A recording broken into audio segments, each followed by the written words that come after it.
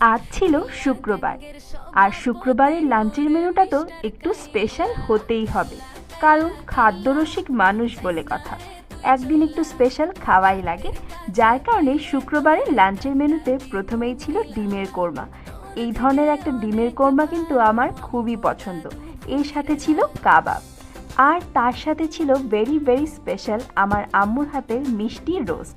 এই রোস্টটা কিন্তু খেতে একটু মিষ্টি মিষ্টি হয়। আমার কিন্তু এই ধরনের একটা রোস্ট দারুণ লাগে। তোমাদের কার কার এমন মিষ্টি রোস্ট পছন্দ আমাকে জানাতে পারো। এরপর শুরু হলো খাওয়া।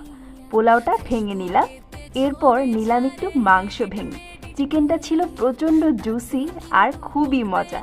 তারপরে এর সাথে একটু কাবাব ভেঙে নিলাম। কাবাব ভেঙে নিয়ে ভালো করে মিশিয়ে নিয়ে হলো খাওয়া শুরু।